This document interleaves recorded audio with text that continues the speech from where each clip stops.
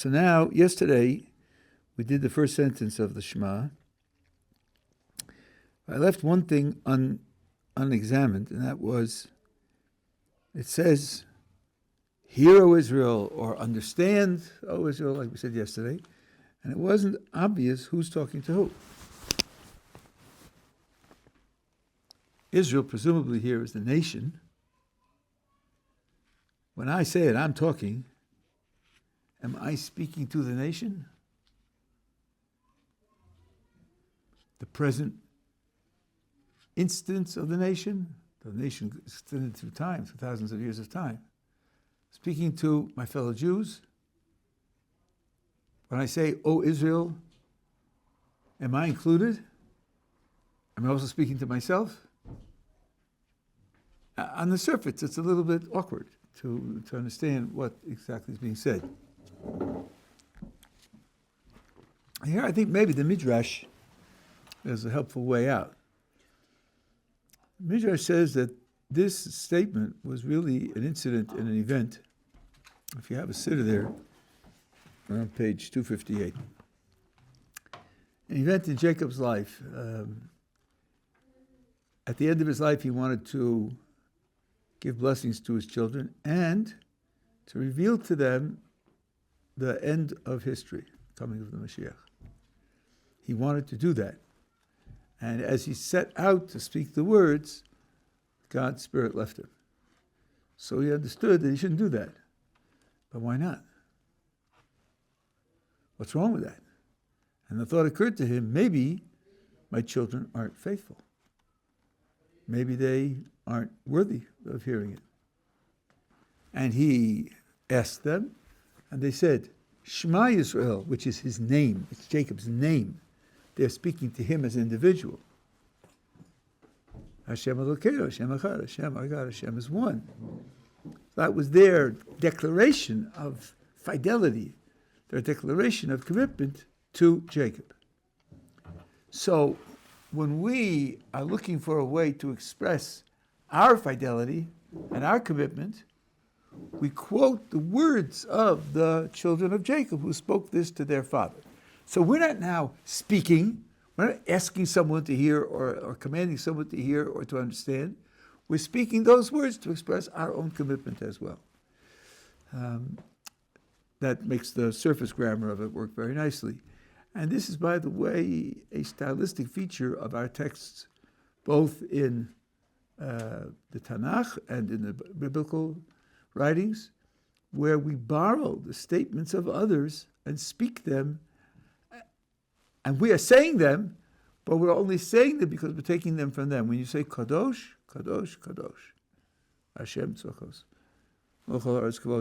every time we say that, we're saying just like the angels say, because it's a verse in Isaiah where Isaiah had a vision of the angels praising God, and they use those words. And we're saying it because it's written there. That's why we're saying it. Indeed, I think the implication is that if we hadn't heard from them, we would never have said it. They're in a very special position where they can know something real about the nature of God, and they say it to express their vision and their understanding. We borrow it from them. We have this quite often. That's one way to explain the surface grammar here.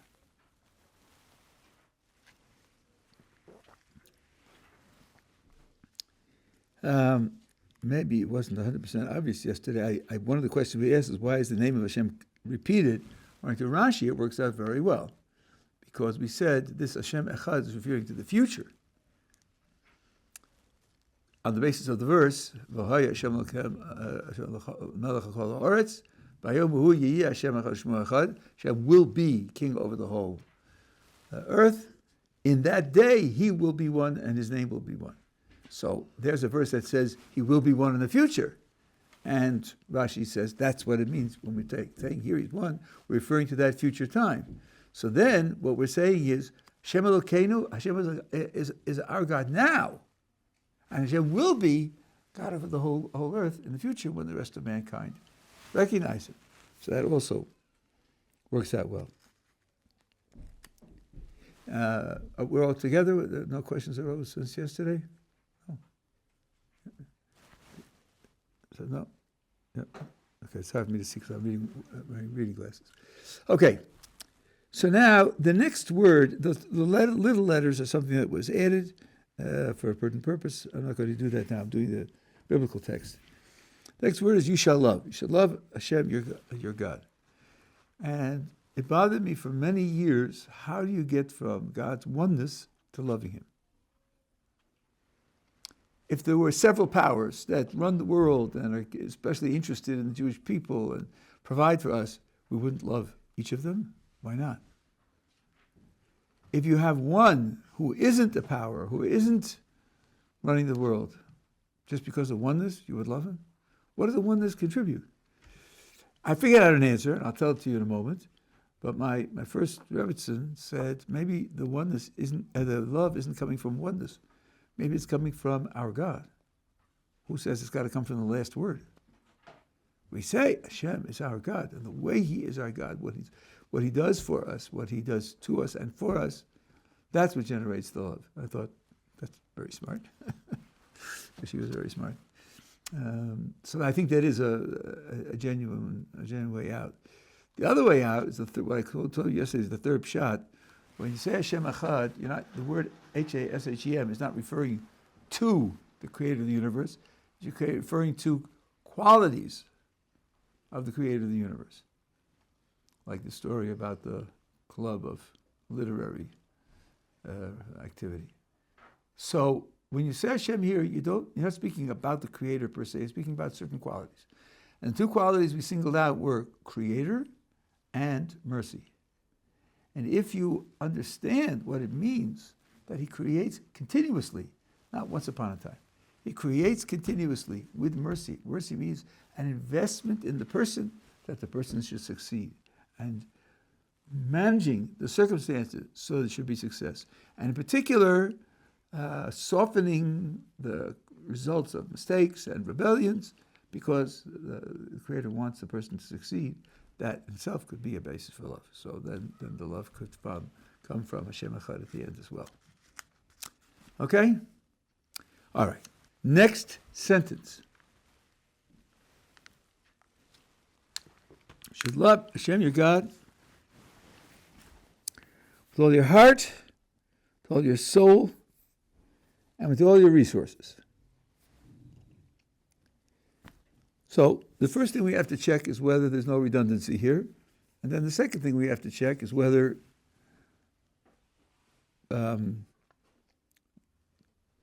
they fit together well as a group. Yeah, you have a question? Yeah. If we're looking at the Torah portion, it's not there, but since we're looking at the Siddur, we're just skipping the Baruch Shem Kavod bit. Well, yeah. Oh, you okay? I mean, I was doing it as a text. Well, one of the reasons that this is said is that if someone mentions God's name without proper context, without proper justification, and to a certain extent without proper attention, saying this afterwards could make up for it. I don't know if you're an Ashkenazi. And you put on tefillin, you know this from the beginning of the Siddur. You put on the arm tefillin, you say a blessing, and you put on the head tefillin, you say a blessing, and then you say Baruch Shem. Why do you say that there? Because there's a controversy as to whether the second blessing is necessary. Sephardi Jews and Hasidic Jews typically don't say the second blessing at all, ever.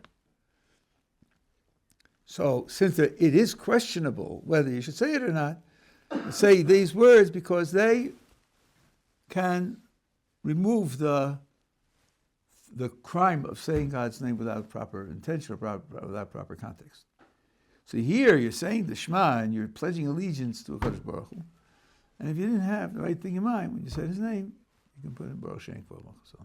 There are other deeper reasons and so forth and so on.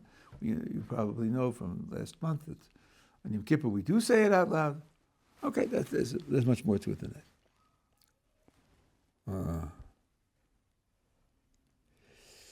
Okay, so now there are three qualifications of love here. One is with all your heart, one is with all your soul, one is with all your resources. On the surface, the difference between them is this. With all your heart means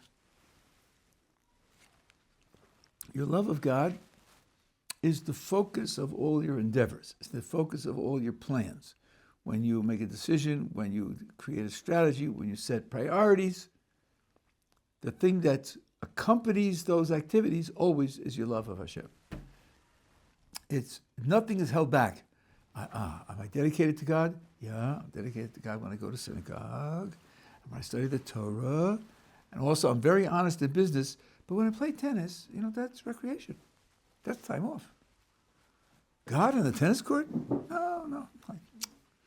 It's got to be time for relaxation, even from God, and I'm just push it to the side. No. Whatever you do, whatever you're interested in, whatever you care about, that's something where the love of God should play a role. So that's kind of all-inclusive. But all your soul means that there are certain times, according to Jewish law, that a person should die rather than transgress Jewish law. There are certain mitzvot that cannot be transgressed, even at the cost of one's life. And with all your soul means that you should be willing to give up your soul for God. There was a famous book, I won't mention the name of the book or the author because it's a bit of criticism, but he writes in the text of the book, in certain circles, this is a very popular book, not our circles, he writes in the book, the Torah was made for man, not man for the Torah. And the proof of it is, if it's a question of your life, you violate the Torah's commandment and you stay alive. That shows you the Torah was made for you, not you for the Torah. That's what it says in the text. But there are footnotes. Well, the footnotes are printed at the back of the text. So if you're stubborn like I am, you read with two fingers. This is for the text and that's for the footnotes. So you open up the footnotes and it says, except for 3 commandments that you have to die rather than transgress. Oh. So let's figure this out. Sometimes you do have to die rather than transgress. So then, was the Torah made for man? Or was the man made for the Torah? Are you getting a clear picture? I don't think so. No explanation. He himself wrote the footnote. Did he not realize that it contradicts the text? I don't know what he realized, but he has a reputation also as a poet. That could be a disqualification. I'm a logician. So that's the idea here. To be prepared to give up your life. Now, it's a matter of psychology, and it's born out in history, that the two requirements aren't identical, and neither one implies the other. You can have people who consciously and deliberately are dedicating their lives to God, and they do feel love for God, and they don't dismiss God from any area of their lives. But when a gun is put to their heads, and it's die, they can't do it. They don't do it. Just don't do it. They give in and they transgress. Give up your life is a special character trait which isn't included in just always being conscious and always caring. It's a matter, I guess, of how much you care, or specifically how you care. And vice versa. You have people who are willing to die, but an occasional cheeseburger now and then, sometimes things are different. So neither one applies to the other. It was pointed out in the Spanish Inquisition, when many Jews had to face the convert or die dichotomy, those who were more educated and more consistent in their general practice sometimes didn't do as well facing the penalty of death as people who had inconsistent records of performance and lower levels of education. They said, yeah, occasional cheeseburger, yeah, but no cross. No, I'm not doing that. You can kill me, I'm not doing that. So these are certainly not redundant. Neither one applies to the other. The real difficulty is with the third one, and with all your resources. Bank account, and the car, if I had one, and my library, and my clothes, and my vast stock portfolio if I had one. And all those things I have to love God with. Let's see, if I love God with all my heart and with all my soul, wouldn't the resources be a kind of anticlimax? Would you expect me to hold back my dollars or hold back my house? I mean, wouldn't that be implied by someone who loves God with all his heart, with all his soul? So this bothered me for a long time. One answer I heard from my mother-in-law many years ago. So how she described the depression. She lived through the depression. And she mentioned the following items. Number one, as everyone knows, people committed suicide when they lost their money. Now, this was 1929. The question was raised at that time. This fellow, as far as I know, it was only men. I don't think any women committed suicide when the crash took place, only men. When this fellow jumped off the roof, if 2 years ago, 1927, if he had lost a child, would he have committed suicide? Did you ever hear of a parent committing suicide because they lost a child? Ever? Seems to be either non-existent altogether or very rare. So it'd be safe to say that this same fellow who jumped off a roof in 1929 when he lost his money, had he lost a child in 1927, he wouldn't have jumped off a roof. Okay, my mother-in-law went on. Now, the question goes on. If in 1927 you had asked him, what do you love more, your children or your money? What do you think he would have said? He would have said his children, of course. And he wouldn't be lying. He wouldn't be lying. He really believed that he loved his children more. But when push came to shove, he couldn't live without his money, and he committed suicide, leaving his children orphans. Hello? What do you really love more? That's as far as she got. And I draw the conclusion from it, you can lose your soul to money and not even know it.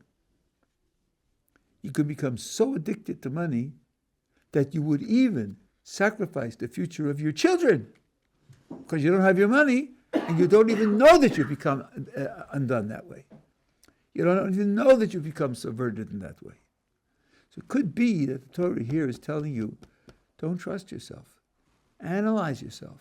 Think carefully about how you make your decisions and your priorities when it comes to money. Because money is one thing, I wouldn't say it's the only thing in the world, but money is one thing which can undermine your identity without your even knowing it. And I'll give you an example. There are people, especially in America, who work hard. Long hours. I remember an interview with an up-and-coming yuppie. This was 30 years ago. It was a radio program in New York. I was in a taxi. And they asked her, how much money are you making? And she said, $200,000 a year. Okay, 25 years old. She's making $200,000 a year. How many hours a week do you think she's working? 38? I don't think so. I think she's working 70 hours a week. And of course, if they're paying her $200,000, it's because she's earning $500,000 for the company. Okay. But does she have a life? 70 hours a week of work? Does she have friends? Does she have artistic interests? Literary interests? Does she travel? Does she go hiking in the No. She's making $200,000. She's not doing that. Well, is that a life? Is that the kind of life? Do you work to live or live to work? They've got her hooked. They've got her hooked on the upper, up staircase. You're at this level, and in 3 years it'll be 250, and she has nothing. And she doesn't know it. She certainly doesn't know it. So I think that the third element here in the requirement is to pay attention to the money. One way you can see this, you have to ask friends in America what they're working for. How many hours they're working, what are they working for, and what really makes it important for them to work so many hours. Not talking about religious families who are working to pay the day school. which is very expensive. That's something else. But you find people who say, if they ask you honestly, well, Jones down the street has a 24 Porsche, and I have a 22. I'm 2 years behind. 2 years behind. I gotta have a 24 Porsche. And that costs a lot of money. So that's where I'm putting my hours. Good for you. Good for you. You'll get your 24 Porsche. That's a person who doesn't love God with all his money. That he wants that for status on the street. That's a different thing altogether. But then, that's an extreme example. What about your clothes? Do you have to change your wardrobe every year? And I'm talking to the men as well as the women. Do you have to be up with the latest styles? That jacket's 18 months old. I see the label. I can tell. What's wrong, Jones? Why aren't you? And so forth and so on. You know, I've got the Schiller, you should be well. It says something very, very cute. There are people who are connoisseurs for liquor, right? Scotch, bourbon. They can tell you all the brands, and they can tell you all the when it's aged and the different qualities. He said that's cheap nobility. A real noble is a connoisseur of castles, thank you, starting at $10 million. This guy's a connoisseur of bottles. They go up to $400. Yeah, but he knows all the brands. You know, this is $450, and it's got better because it's another year aged. He gets the trappings without the substance. You know, the other guys are exchanging Lexuses, you know, for the newest brand, and he's talking about bottles of liquor. So money, if it's serving that kind of psychology, is a terrible trap. It's a terrible trap. And one way you see this when you come to Israel is you go around and see how people live. Most of the people, if you see the way they live, you know very well no one in America would live like that. If he could afford not to, he wouldn't live like that. The way we live is below the poverty line. You can't live like that. Every child has to have his own bedroom, right? So you have 6 kids, 3 and 3 and 2 bedrooms, not to mention those who have 6 of a bedroom, you know, that's unthinkable. Unthinkable, let alone 6 kids is unthinkable.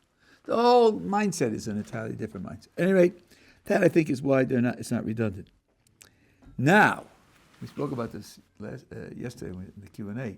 What does it mean to love God with all your heart? It's a little tricky. Does it mean that you have no heart left over to love anyone else or anything else? Let's think in common conversation. 2 people who love each other. One says to the other, I love you with all my heart. Let's suppose a man's talking to his wife, and they also have children. When he says to her, I love you with all my heart, does he mean to imply that he doesn't love his children? That doesn't sound right. You mean, when he says I love you with all my whole heart, with all my heart, it's just a joke, you know, it doesn't really mean it. Doesn't sound right either. So, and especially in this context, the Creator is telling you that you have to love Him with all your heart, and He also tells you to love other Jews. So obviously, in the Creator's handbook, loving Him with all your heart isn't inconsistent with loving others. So something has to be done to make this consistent. I have a suggestion.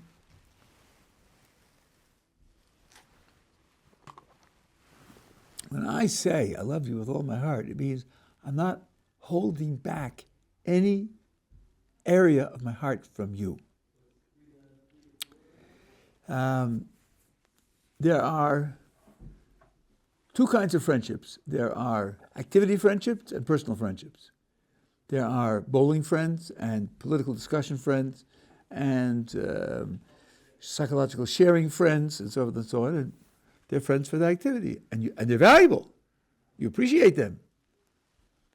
If you change your activities, they're no longer your friends because they're friends for that activity. Then there are people with whom you have a friendship because of your personal bond with them, and if they change their activities, you still care about them. You still want to know what's happening with them. You still want to share with them. You would help them if you could, because you have a personal bond with them.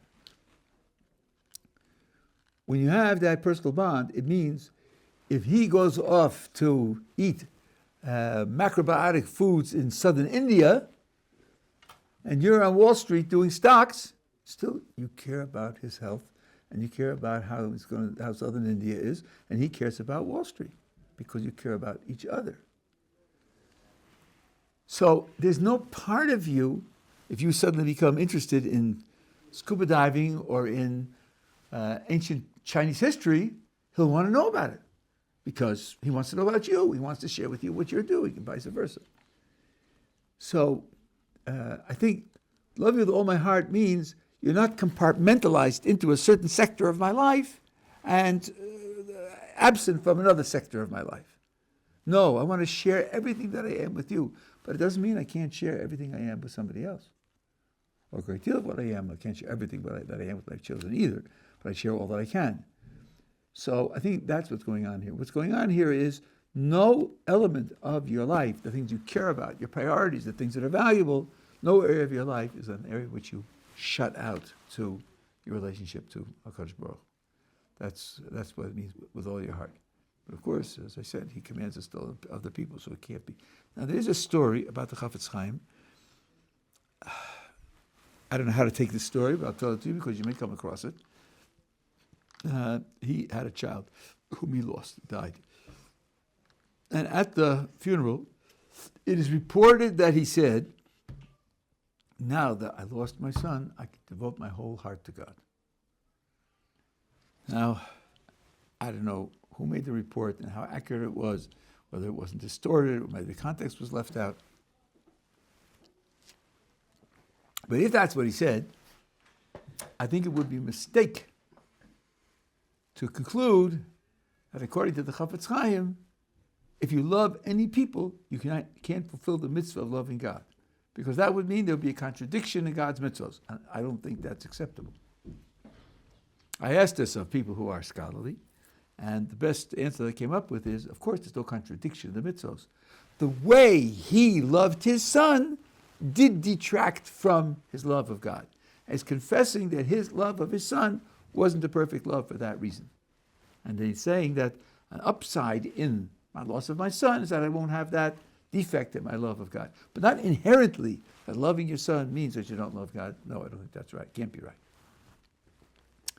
Okay, that's that verse. Now the next verse says, let these matters that I command you today be upon your heart. Okay, now here's an exercise which is a very useful exercise. If you're trying to understand a verse, in particular, trying to understand what each word means, in your mind, just erase one word or a phrase and see if it makes any difference to the meaning you see in the verse. If you can erase a word and it makes no difference to the meaning, then you're missing something. But at least you'll discover for yourself that you're missing something. Isn't there a word in this sentence which if you erased it, you would lose no content?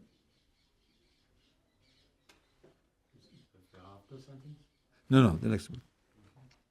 Let these matters that I command you today be upon your heart.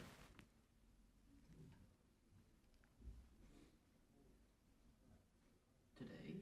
How about today? Yeah. Listen, I'm speaking to you today. Yeah, right. Of course. Whenever I'm speaking, it's today for me at that time, isn't it? I mean, by definition. Did I add any information, extra information by saying today? Did I tell you something you didn't know? So why does the Torah say it? Moses is speaking here. Let these words that I command you today be upon your heart. Once you realize that when you erase it, there's no effect, then you have to ask, well, so what's it doing there? And the commentators have something very dramatic to say there. I'd say about this. After all, there's Moses speaking it and my saying it over again. Okay, I'm quoting Moses. So Moses said the word today would be referring to his today. But maybe when I'm saying it over, I should take it as referring to my today. And that's exactly what, I think it's a Midrash or it's a Gemara, I don't remember, says every day the words should be as if you're hearing them for the first time. They should be fresh and new. Okay, that gives it a meaning, all right. It's just that it sounds like a very tough challenge. I said something about this the other day. I'm going to bring it back in with a different handle. I don't come from a religious background. I became religious in my college years. One of the passages that I studied and analyzed and even taught was the passage of the Akedah where God asks, I'm not going to explain it now, but asks Abraham to sacrifice his son. I taught it a number of times. Then I got married. First child, Baruch Hashem, was a boy. The meaning of that shir changed dramatically because now I have my own son. You talk about Abraham taking his son. I can picture it. I can relate to it. I'm a father of a son. And that took on a very different meaning because I'm different. I come to the text differently.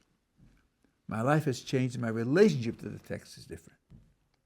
One of the ways that you make the text vibrant and alive and is to project the text onto yourself. That's a better way to put it.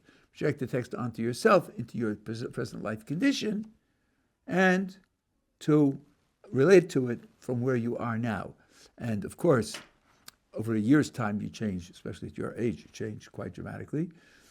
And even from day to day, if you think back what happened to you in the last 12 hours, the last 24 hours, usually something happens that's relevant to your relationship with God, your relationship to Torah.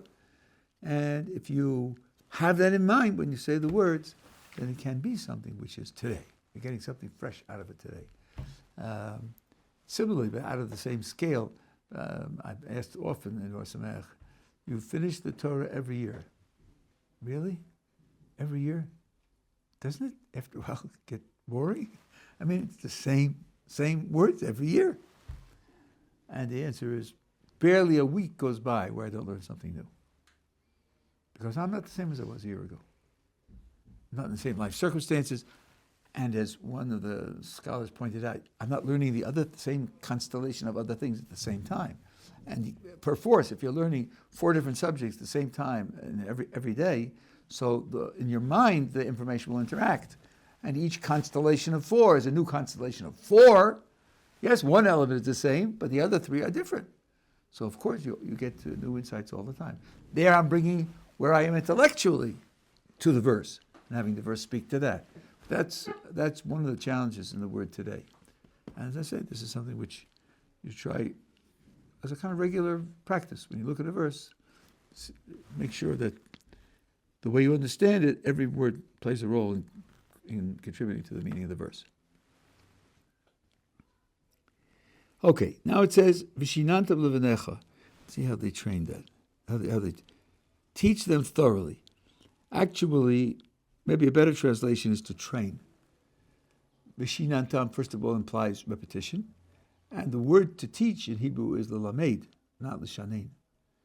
Shanein means to train. In other words, have them go through it. Now, this could be intellectual training. It could be behavioral training.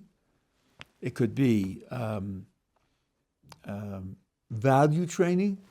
All those are different, and all those are necessary. There was a guy, what's his name? An Israeli child psychologist. I hope I'll think of his name. And here's a suggestion that he made. If a child does something on the no list, don't tell him it's wrong. Don't tell him it's bad. That's not true. That's not honest. What you really mean is that it bothers you. So be honest. I tell him it bothers you.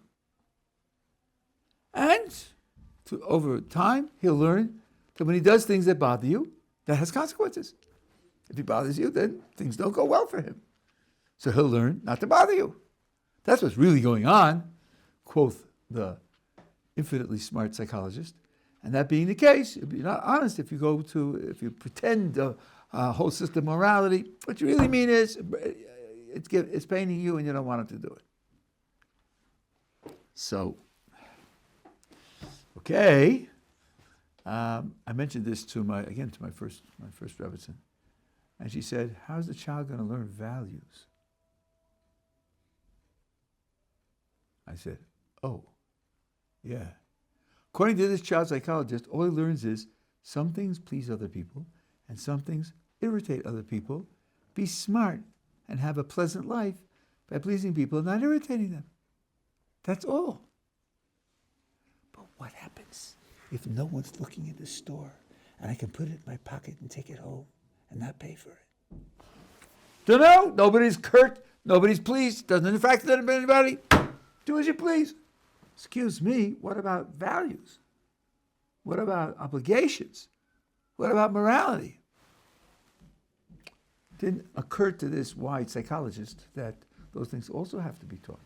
They definitely have to be taught. My father's calling me and he needs my help, but I don't feel like it. So I put my phone on broken. It sends back a broken signal. He doesn't know it's not broken. He thinks I'm incapable of answering him. He doesn't know I'm getting a message. He won't be angry. So what's wrong with that? That's how something which sounds so kind and so smart, so clever, can be so dumb and so bad. So it says, V'shinanta l'vnecha, it's intellectual, it's behavioral, it's values, it's sharing with your child through training him, not just informing him and letting him make his own choice at the age of 9, what he wants to do with his life. No, training him because these are things that are important for him. You know, the 5-year-old wants to run across the street and the traffic's coming down. Do you say, listen, it's dangerous, I'm just letting you know. Make your own choice. No, you grab him and pull him back onto the sidewalk. You don't want him to die or get hurt. If you're a responsible parent. And this, again, when I was a kid, about 94 years ago, one of the strains of psychology was be a friend to your child. To the extent that if there are decisions of interest to the family to be made, you should have a vote. 1 vote per person. So you got a father who's 35, and a mother who's 33, and a child who's 11, and a child who's 8. 1 vote apiece. The 8-year-old and the 33-year-old get 1 vote each. Is that smart? No, that's colossally dumb. The 8-year-old has to know that the 33-year-old is much more reliable than he is, because otherwise the 8-year-old will commit suicide. He'll get into the car. There was an 8-year-old girl who drove her family's car to the supermarket in the United States of America. How she did, I don't know. But how she made it there, I don't know. You trust an 8-year-old to make decisions, the child won't survive. So you've got to teach values. You have to teach priorities as well as everything else. This is caring for your child. It's training the child in a way that shows you love him by giving him one of the most important things in life. And of course, Torah is that. You should speak about these things. Sitting in your house and walking by the way, when you lie down and when you rise up. Okay, what's going on here? The Torah here mentions 4 positions. When you're normally at home, when you're going on a trip, when you lie down, and when you rise up. Is this meant to be these 4 only? No other times are you responsible to do this? Doesn't sound right, because if you include all the time you're at home and all the time that you're on the trip, that sounds sort of all-inclusive, doesn't it? Like, when are you not at home and not away from home? That's already the excluded middle. Right? And then when you lie down, when you get up, or when you're having coffee at 10:30 a.m., then you don't have to. So what's going on here? This is not like 4 signposts where you're supposed to do it, and then other places are free. No, this is a matter of constant preoccupation. Constant preoccupation. We spoke about loving God constantly. It's also constant preoccupation. Now, to show you what this means, it says v'dibarta bam, it says to speak of them. It doesn't mean to exclude others, but it means to accompany others. I want to show you something again. Oh, my first wife is really helping me out today a lot. Take a look on page 17.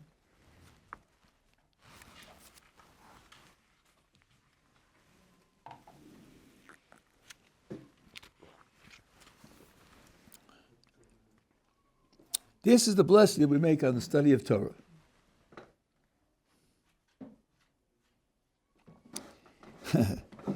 All right. So now it says, "Blessed Hashem Echad, King of the universe, was sanctified with His commandments, as commanded us to." Now, your helpful, friendly translation writes, "Engross." Engross ourselves in the words of Torah. Okay, I think engross is not bad. The word in Hebrew means to be occupied with. Lasok.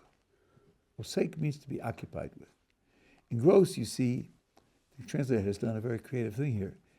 Engross means to be occupied with intellectual pursuit. So he's taken the occupied with and then put it into the context of Torah study and used a word that combines the two. But the actual Hebrew word is much more general than that. You can be occupied with digging a hole in your backyard. That's also osek. So my first Rabbi suggested that, take this for the following example. A person owns a business and he's writing a contract with a new person who's going to mutually obligated, and their lawyer presents a new version of the contract with an extra clause. He looks at it, he says, should I sign that? Should I not sign that? He asks his lawyer. The lawyer says, I think it's questionable. It's questionable legitimacy to sign something like that. So, what does the owner of the business do? He calls his rabbi. That's what he does. He says, listen, Judaism has a whole elaborate civil law, including laws for how contracts can and cannot be written. I'm being offered a contract with this clause in it. Should I take it or shouldn't I?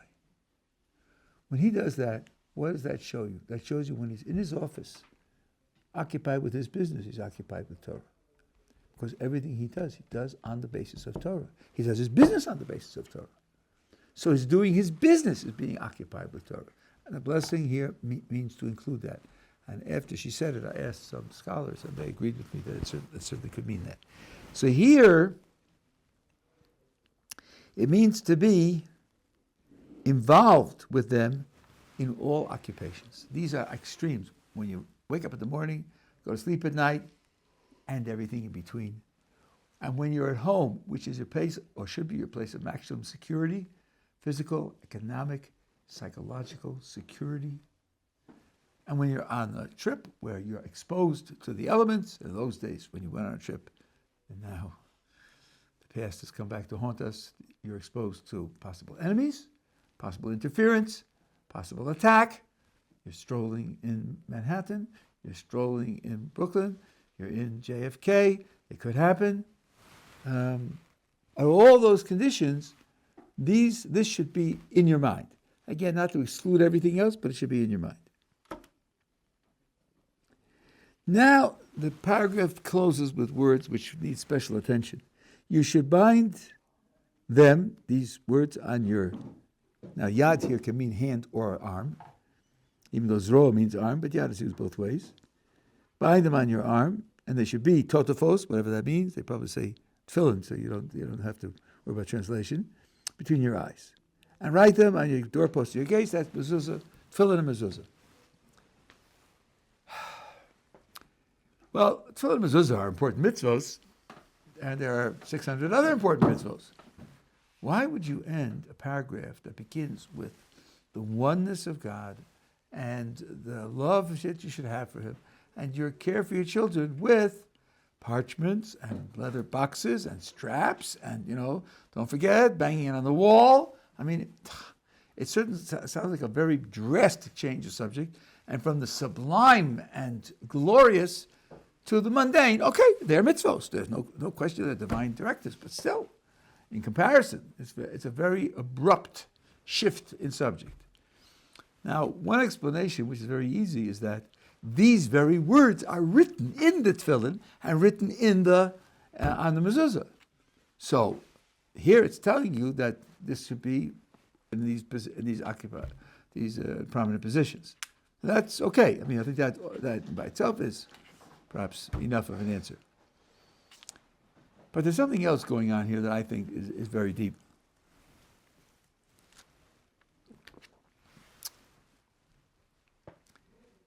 I was brought up as a Reformed Jew, and the attitude then, as far as I know it's the same today, is that you are required to be a good person, an ethical person. Somehow part of that is being a monotheist, somehow. And so all the ethical laws of Judaism are binding. They're morally binding. If you violate one of those, you're not a good guy. And the rest are rituals, which are take it or leave it. They might be nostalgic for you. They might reinforce your overall general Jewish identity. Maybe your effort in living up to the rituals will train you in self-control and focus, which you can then use when you're facing a moral problem and have the strength and the courage to give the right response to the moral problem. But really, Judaism, as they call it, is ethical monotheism. That's what it is. And the rest of it is style. Well, the rituals and the style, a lot of it are acting things out in the physical world. Whether it's ritual actions or ritual objects, it's acting it out in the physical world. In a certain sense, what's being taught here is that your mind and your heart, your will and your feelings are really important. That's what makes you really human. And your physical presence and your physical presence in the world aren't worthy of the honor and august value of religion. Religion should be for the mind and the heart alone. You may know or may not know that there's a gigantic controversy about this in Christianity. Catholicism has a lot of physical enactments of their rules. Certain branches of Protestantism have none, next to none. And the question is what role the acting things out in the physical world plays. Judaism is very heavily invested in acting things out in the physical world. Very heavily invested. There's a physical temple and the physical sacrifices in the temple. And certain foods you can eat and certain foods you can't eat. There's certain clothes you can wear, certain clothes you can't wear. Certain places you can and cannot go. Certain activities on Saturdays that you can't do. Physical activities. You can't strike a match on Saturdays. What have matches got to do with religion, Rabbi?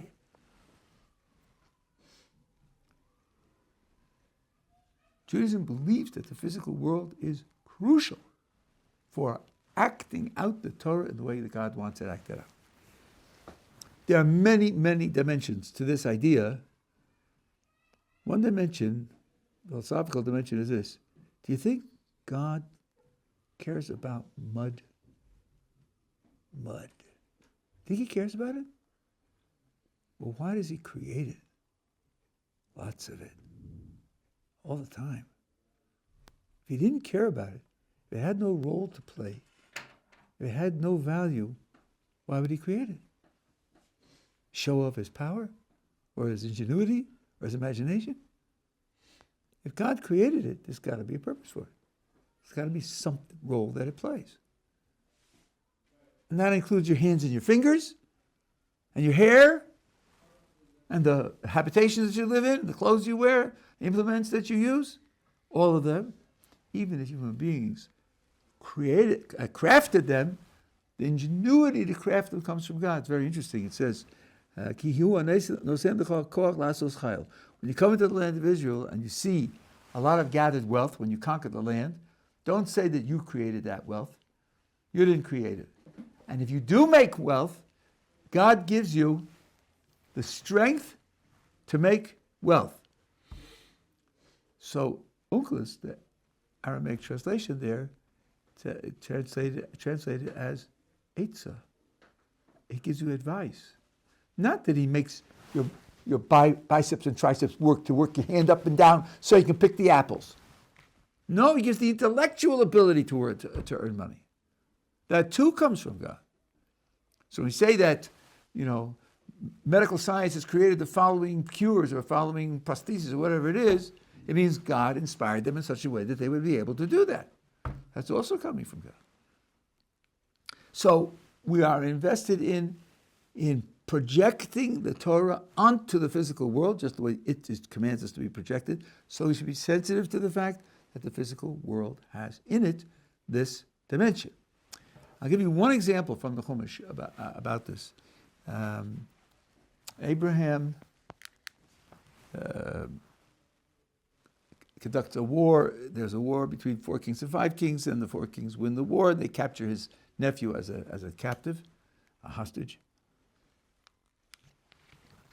And he goes and conquers the 4 kings. So now he's in control of everything.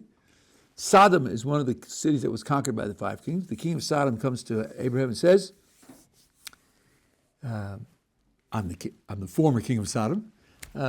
Please give me back the people. You can keep the money, but give me back the people. And Abraham says, I don't want anything from you. Here are the people, here's the money, not a thread or a shoelace. I don't want anything from you. Take it all back. Gee, why did he do that? Maybe it's a noble gesture, but why? Rashi says, because he knew that God promised him blessing. God promised him blessing. Okay, maybe this is how God is giving him the blessing, by enabling him to win the war. No, Abraham knew that this wouldn't be the way in which he would give him the blessing. Says the Maharal, because it came through war. Because it came through war, couldn't be that that's how God is fulfilling the blessing. But the commentators ask, when he was in Egypt, and the Pharaoh took his wife hostage, and there was a plague on the whole Egyptian house, and he was released, and he was given, even before that, a lot of wealth from Pharaoh. He didn't refuse it. He took it. So if he's against taking wealth, is against being enriched, why did he take it there? So one answer you could give is it wasn't from war. But there's a Torah from the Biala Rav in Europe. I forget the name of the Sefer at the moment. And he said, because your actions have an effect on your surroundings. And if you act well, if you do mitzvos and do things that are holy, the surroundings become purified and elevated. And if you do the opposite, then they become polluted. And Abraham saw that in Sodom they had reached such a terrible spiritual degradation that the whole physical surrounding had become polluted spiritually and couldn't be rehabilitated. Whereas in Egypt, the pollution was not so severe, and although they did behave badly, it could be recycled, rehabilitated, so he took it from them. That's what the Biala Rav said. If you look at the verses, it seems very clear. Because when Sodom was destroyed, it isn't that there was just a plague killing the people. Why not? If the people are so evil, eliminate them and let somebody else live there and make a better life out of it. No, the whole physical environment was destroyed, completely destroyed. Why? Because their actions had saturated the physical environment with spiritual pollution to the point where it couldn't be recovered. There's actually a law like this. If a Jew worships an idol, it's over for the idol. There's no way you can get out of it. It just has to be destroyed. He can't renounce it like a non-Jew can. So here, the Torah is telling us, pay attention to the physical world. It's not a throwaway. It's very important how these things are carried out in the physical world. To the extent that on your doorposts in your house and on the entryways to your cities, you should have these things there to show that the house, the rooms in the house, The whole of the city is a physical environment where your actions have effects, and you are required, number one, to act in such a way that the effects will be good, and number two, to see in each thing how it can contribute, how it can make it's a means of elevation of what goes on in it, so that you can use it to serve Kosh Baruch Hu in the best possible way. I remember when I first had an inkling as to what interior design is. I have a friend in Detroit, and he has a house, and the designer had it built, and the designer put a skylight right on the roof as you come in from the front door. And he has carpets. And what happened was that certain times of the year, the sunlight shines right on the carpet and faded the carpet. I thought, wow, an interior designer a good one would have pointed that out. You're going to put the skylight here, and you're going to put carpets there. You could have a problem. Interior design is very complicated. And one of the things an interior designer wants to do is, you're going to be in the living room. What mood do you want in the living room? Well, what activities are you going to have there? Do you want a lively, energizing mood? Do you want a relaxing mood? Do you want a contemplative mood? What kind of mood do you want there? And part of his job as an interior designer is to design such a way which will encourage that mood. That's a really creative job. With artistic means and the shape of the room and the shape of the furniture.